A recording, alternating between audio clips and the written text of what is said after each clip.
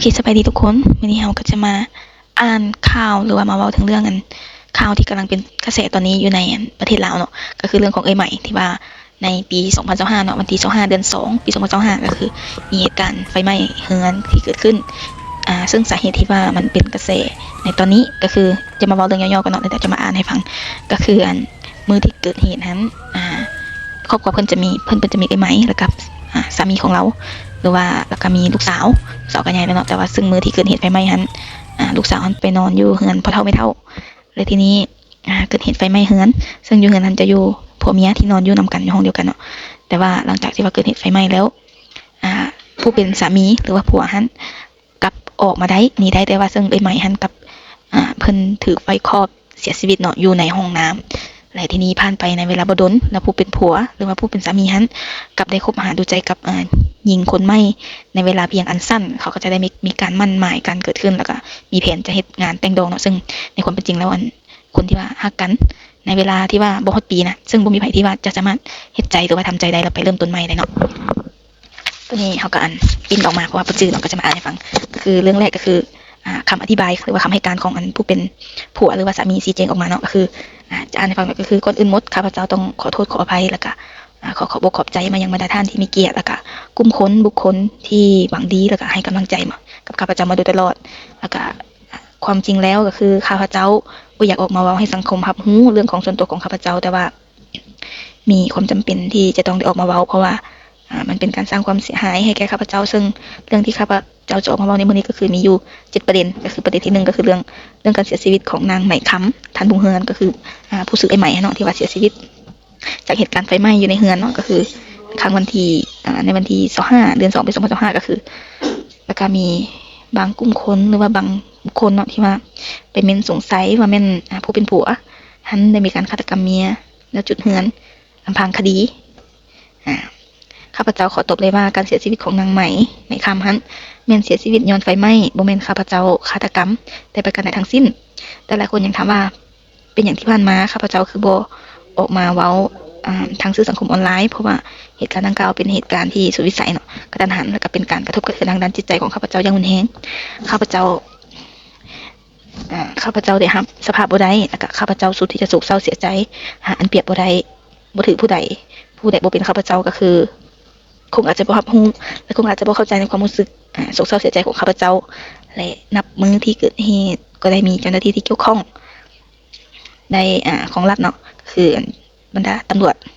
ได้เข้าไปดำเนินการตามขั้นตอนของกฎหมายทุกประการข้าพเจ้าจึงบ่ออกมาเว้าหยังทั้งสิ้นแต่ในเมื่อมีบางกลุ่มคนบางบุคคลที่ว่าบ่หวังดีหาความบ่จริงมาใส่ให้ไปสิวิพากษ์วิจารณ์ข้าพเจ้าในทางลบที่เป็นการสร้างความเสียหายทางสื่อสังคมออนไลน์ให้แก่ข้าพเจ้าจึงมีความจำเป็นต้องได้ออกมาเว้าก็คือจะมีเอกสารที่เกี่ยวข้องเนาะที่ว่ามีการยังยืนจากทางตำรวจแล้วก็มีการเซ็นว่าผู้เป็นผัวนั้นบ่ได้มีส่วนเกี่ยวข้องแต่ประการใดเนาะก็คือต่อไปก็คือประเด็นที่2ก็คือเรื่องทรัพย์สินก็คือเพิ่นเป็นผู้ที่ว่ากำลังสร้างโตและกำลังไปได้ดีกำลังหั่งกำลังมีเนาะแต่ว่ากลับมาจบชีวิตแบบนี้ก็เป็นสิ่งที่กำลังกังวลประเด็นเรื่องทรัพย์สิน ก็คือมีบางกลุ่มคนหรือว่าบางบุคคลที่เขียนข้อความหรือว่าคอมเมนต์ว่าข้าพเจ้าหาเงินบ่เป็นบ่แบ่งทรัพย์สินให้แก่ลูกว่าข้าพเจ้ามีแผนจะเอาทรัพย์สินที่ได้นำเมียผู้เก่าไปเลี้ยงเมียผู้ใหม่นั้นข้าพเจ้าจะบ่ขอเว้าหยังหลายมีแต่จะมีบทบันทึกเนาะเรื่องเกี่ยวกับการแบ่งทรัพย์สินก็คืออาจจะมีเรือนจะเป็นของลูกเรื่องทรัพย์สินส่วนหลักก็จะแบ่งเป็นส่วนของลูกแล้วก็ของผู้เป็นผัวเนาะประเด็นที่3เรื่องที่ข้าพเจ้าคบหากับแฟนใหม่ก็คือในตลอดระยะเวลาหลายเดือนที่ผ่านมาก็คือภายหลังเกิดเหตุก็คือข้าพเจ้าก็ถูกทรมานบ่ต่างหยังกับผู้เป็นพ่อแม่ทางครอบครัวแต่ว่าซ้ำกับว่าตายทั้งเป็นสิตายก็ตายบ่ได้เนาะเพราะว่ายังมีลูกว่าซั่นซะแล้วก็ลำบากทางด้านจิตใจพอสมควรแต่ละมื้อก็คิดเห็นแต่เรื่องที่เกิดขึ้นกับครอบครัวซึ่งมีผลกระทบต่อความรู้สึกอย่างรุนแรงแล้วก็เฮ็ดให้โศกเศร้าเสียใจเสียชีวิตไปวันๆว่าซั่นซะแล้วก็แต่ก็บ่มีหยังดีขึ้นเนาะพอดีตั้งสติได้แล้วก็คิดได้แต่ว่าถ้าหากว่ายังจมปักกับเรื่องที่เหตุการณ์เกิดขึ้นอยู่ก็จะบ่สามารถก้าวข้ามไปข้างหน้าได้ก็คือจะเอาหยังมาเลี้ยงดูชีวิตแล้วก็ลูกเนาะแล้วก็มีช่วงนึงที่มีประเด็นดราม่าเรื่อง รื่องครีมว่าไผสิสืบทอดเนาะก็คือเขาจะมีแบรนด์ครีมคือข้าพเจ้าก็ตัดสินใจออกมาเฮ็ดคอนเทนต์ดังที่ทุกคนเห็นแล้วก็ทำอีทก็บ่ได้รู้จักกับนางสุภัตตาก็คือเป็นผู้ที่เป็นคนใหม่ของอายเพิ่นเนาะแล้วก็คือนางสุภัตตาก็คือบ่แม่นมือที่3เนาะแล้วก็บ่ได้รู้จักกันมาก่อนดังที่ว่าแต่ละคนใส่ให้ไปสีก็คือก่อนที่ว่าจะมีเหตุการณ์ไฟไหม้เกิดขึ้นก็คือบ่มีมูลความจริงทั้งสิ้นเนาะก็คือเริ่มแรกช่วงเดือน5ปี2025เนาะก็คือข้าพเจ้าได้ออกมาเฮ็ดคลิปหลังมีดราม่าและนางสุภัตตาก็คอมเมนต์สั่งสินค้าแล้วก็ให้ที่อยู่แนบไว้ก็คือคนอื่นปกติทั่วไปเนาะแล้วก็ข้าพเจ้าก็ฝากสินค้าไปให้นางสุภัตตาผ่านขนส่งอนุสิทธิ์ ตามเบอร์โทรแล้วก็ที่อยู่ที่ฝากไว้เนาะพอสินค้าไปถึงแล้วก็สุภัตตาก็ได้แชทมาถามข้าพเจ้าว่าไอ้คือฝากเครื่องเกินข้าพเจ้าได้กดคืนแล้วก็ปรากฏว่าสินค้ามันลงผิดกับลูกค้าคนอื่นเลยได้ตอบกลับว่าบ่เป็นหยังบ่ฝากขึ้นมาก็ได้สุภัตตาก็กล่าวคำขอบใจแล้วก็ให้กำลังใจเนาะก็ให้บอกว่าให้ไอ้ก้าวผ่านมันไปได้อย่างประมาณนั้นเนาะแล้วก็ตอนนั้นก็บ่ทันได้มีก็จิตใจสิเฮ็ดหยังกับสุภัตตาเทื่อเนาะ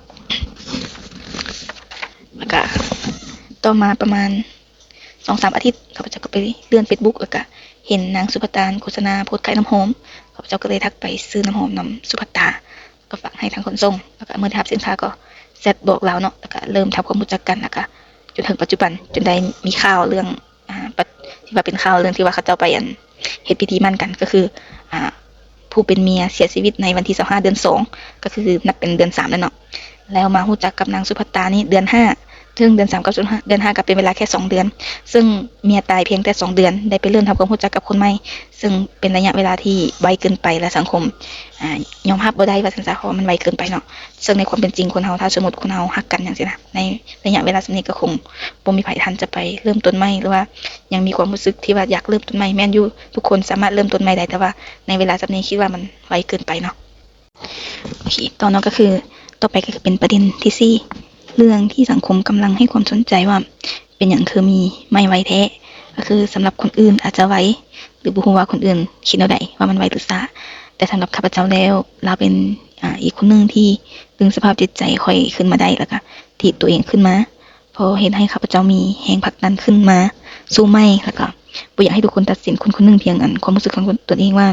ถูกต้องไปหมดทุกอย่างถ้าผู้ใดคิดว่าดีก็ดีก็เป็นดีถ้าผู้ใดคิดว่าบ่ดีก็บ่ดีถ้าบ่เจอกับตัวเองคงอาจจะบ่เข้าใจแล้วก็เพราะเรื่องความรู้สึกเป็นความรู้สึกเนาะเป็นเรื่องละเอียดอ่อนแล้วก็ประเด็นที่5ก็คือเรื่องที่แม่เพิ่นว่าเป็นหยังตกปิดบังคือข้าพเจ้าบ่ได้ปิดบังแต่ก็คือทุกคนรู้ว่าความรู้สึกของแต่ละคนมันบ่คือกันนับตั้งแต่เกิดเหตุไฟไหม้เรือนมาข้าพเจ้าบ่เคยใส่ร้ายป้ายสีแม่แต่ประการใดจักเทื่อมีแต่แม่มีแต่หาเรื่องปั่นป่วนทางกระแสสังคมเฮ็ดให้สถานการณ์นับมื้อนับมื้อแฮงขึ้นมือถือสาปะถือศีลจนไปร้องฟ้องข้าพเจ้าฮอดกรมตำรวจสืบสวนสอบสวนก็คือกรมตำรวจใหญ่กระทรวงป้องกันความสงบและอีกอย่างนึงข้าพเจ้าก็บ่อยากให้นางมาเฮือนมาเดือดร้อนบ่อยากให้มาเดือดร้อนนำข้าพเจ้าเพราะว่านางบ่มีส่วนเกี่ยวข้องกับเรื่องนี้แม้แต่น้อยเดียวเนาะแล้วก็ข้าพเจ้าคิดว่า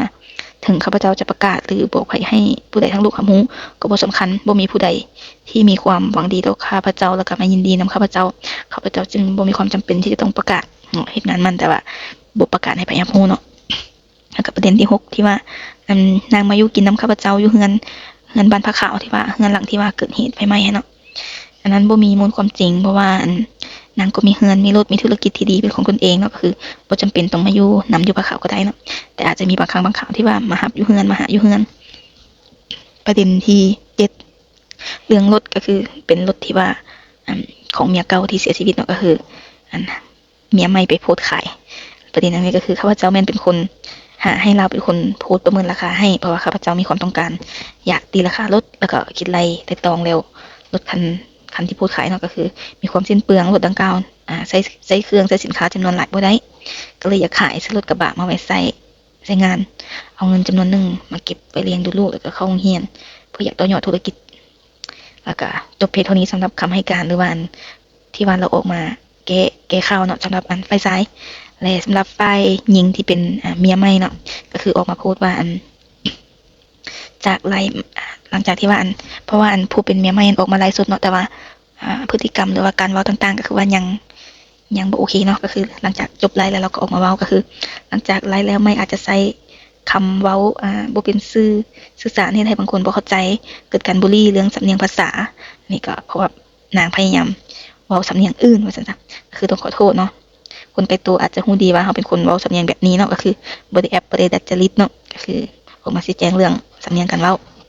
แล้วก็คือออกมาชี้แจงเรื่องรถก็คือรถเบนซ์ที่ว่าถ่ายรูปลงโซเชียลเนาะเพิ่นบอกว่าเป็นรถของใหม่เองคือเมียใหม่ซื้อใหม่เนาะ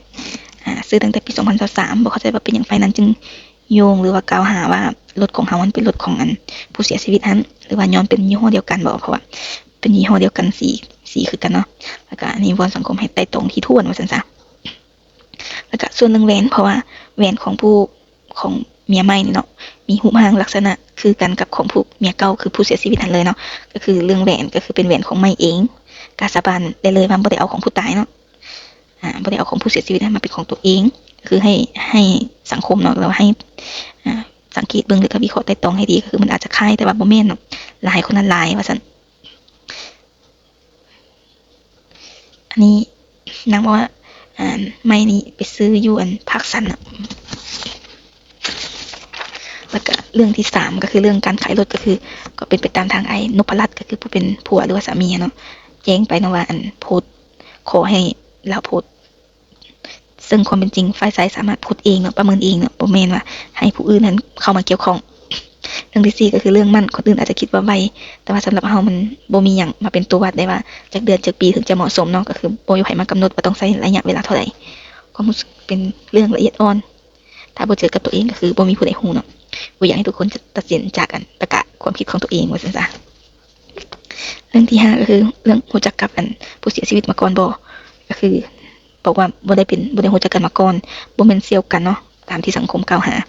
แล้วก็เรื่องการถ่ายรูปพรีเวดดิ้งปี2024ก็คือหลายคนเพราะว่าเมียเสียชีวิตปี2025และมีรูปที่ว่าถ่ายพรีเวดดิ้งปี2024ก็คือหลายคนกำลังประนามว่าคบหารักคบกันมาแต่ก่อนหน้าที่ว่าเมียจะเสียชีวิตเนาะแล้วคือขอปากขอห้างแบ่งปันเรื่องทรัพย์สินแต่ฝ่ายชายอาจจะบ่พอใจเรื่อง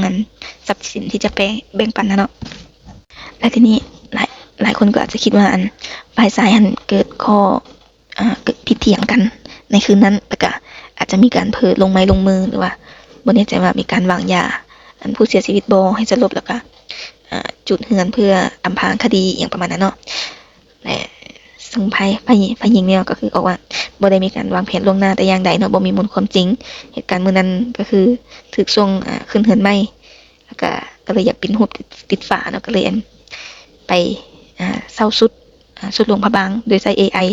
แล้วก็นำใส่โซเชียลก็คือคนปกติทั่วไปแล้วก็งามก็เลยปิ้นมาไว้ก็คือใส่รูปแล้วก็แต่งรูป AI เนาะนางว่ามี2รูปก็คือรูปพ่อแม่ใหม่เองแล้วก็รูปใหม่เองเนาะ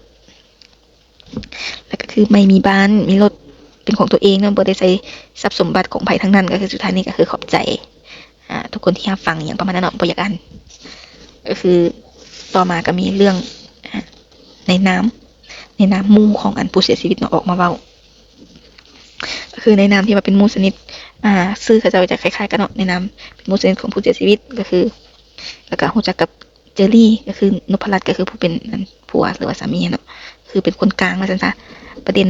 ก็คือเรื่องที่เกิดขึ้นที่เป็นประเด็นก็คือ1จุดเริ่มต้นก็คือมีอยู่ว่าเจ้าเอาเมียใหม่มันบ่ผิดแต่ว่าทางนั้นก็คือบ่เคยจะห้ามแล้วก็ให้เจ้าเอามาแต่ว่ามันบ่เรื่องผิดที่ผิดเวลายังบ่สมควรแล้วก็เรื่องการเฮ็ดบุ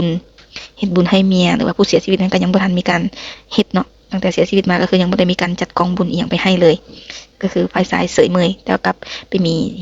ไปสร้างครอบครัวใหม่เอายังบ่ทันฮอดปีเนาะบ่ทันเฮ็ดบุญให้แล้วก็เรื่องที่2ก็คือเอาเมียก็คือจะลักเฮ็ดลักไปก็คือพยายามปิดบังทางครอบครัวฝ่ายหญิงเนาะคือบ่ได้มีการบ่มีการมากล่าวขอขมาอีหยังทั้งสิ้นเนาะแล้วก็เรื่องทรัพย์สินก็คือตกลงกันทุกอย่างเลยนะส่วนไหนที่เป็นส่วนของผัวส่วนไหนที่เป็นส่วนของลูกเนาะก็คือเท่านั้นก็คือแม่เนาะก็คือฮู้ว่าเอาเมียใหม่ก็คืออาจจะคิดเป็นเรื่องว่าบ่สบายใจเรื่องว่าอยากขอเอาก็คืออยากขอเอาทรัพย์สมบัติที่ว่าออกเป็นชื่อของลูกมาเก็บไว้เองเนาะเพื่อความสบายใจว่าซั่นซะเพราะว่าจะไปสร้างครอบครัวใหม่แล้วก็อาจจะเกิดความกังวลว่าทรัพย์สมบัติสิ่งนั้นมันจะยัง อยู่เพราะว่าลูกก็ยังน้อยเนาะหลักๆก็คือจะเป็นเรื่องเฮือนเพราะว่าเฮือนนี่เป็นความภาคภูมิใจที่สุดของผู้ที่ว่าเสียชีวิตเนาะเพราะว่าก็เป็นการเริ่มจากครอบครัวที่ว่าบ่ได้หั่งมีอิหยังแต่ว่าสู้ชีวิตมาจนมีธุรกิจมีดินมีดอนมีเฮือนมีศาลที่ว่าคนเฮาเนาะเฮือนก็คือสิ่งที่ว่าภาคภูมิใจที่สุดว่าซั่นซะคืออยากให้ตกเป็นของลูกแท้ๆเนาะแล้วก็ประเด็นที่4ก็คือเรื่องทางครอบครัวผู้เสียชีวิตเนาะก็คือบ่ดีใจย้อนได้ยินข่าวว่าผู้เป็นผัวพาเมียใหม่มานอนอยู่เฮือนซึ่งว่ามันบ่เหมาะสมเนาะเพราะว่าเมียก็เสียชีวิตอยู่หั่นและดินเฮือนก็เป็นดินเฮือนของผู้เสียชีวิตนั้นภูมิใจแล้วก็ห่วงแหนที่สุดเนาะก็คือมันมีในบทบันทึกว่าถ้ามื้อใดสร้างครอบครัวใหม่ก็คือจะบ่พาผู้เป็นเมียใหม่มากินมานอนอยู่เฮือนทันเด็ดขาดแต่ว่ามันก็มีคลิปเล็ดลอดออกมาย้อนผู้เป็นเมียใหม่เนาะพยายามสิว่าจังได๋พยายามอวดอ้างพยายามโพสต์ลงโซเชียลเนาะก็เว้าเรื่องรถนั้นก็คือเป็นสิทธิ์เป็นสิทธิ์ของผู้เป็นผัวสิเฮ็ดแนวใดก็ได้เนาะแต่ว่ากับสิ่งที่ว่าให้เมียใหม่ออกมาโพสต์ขายหั่นก็คือว่าบ่เหมาะบ่สมควรเนาะควรจะโพสต์เอง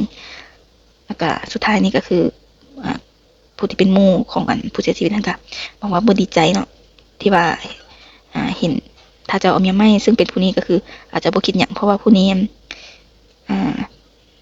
สุดท้ายนี้ค่อยก็บ่ดีใจเนาะถ้าจะเอาเมียใหม่ซึ่งบ่แม่นผู้นี้ว่าซั่นซะเพราะว่าผู้เสียชีวิตนั้นเคยบอกให้ฟังว่าแบบว่าทำนองเว้าต่อๆเนาะว่าผู้เป็นผัวเคยย้องเมียปัจจุบันนี้ให้เมียเก่าฟังเนาะว่าผู้นี้งามจังซั่นจังซี่เนาะแล้วก็ผ่านโซเชียลก็คือนำไปกดไลค์กดใจอย่างประมาณนั้นซึ่งอาจจะรู้จักมาก่อนซึ่งมันขัดกันหรือว่าบ่ถูกต้องกันกับสิ่งที่ผู้เป็นผัวกับเมียใหม่หันเว้าเลยว่าเขาเจ้าบ่รู้จักกันมาก่อนแต่ว่าผู้เป็นหมู่ของผู้เสียชีวิตนั่นเนาะกับรู้เรื่องรู้ราวว่า2คนนั้นรู้จักกันมาก่อนแล้ว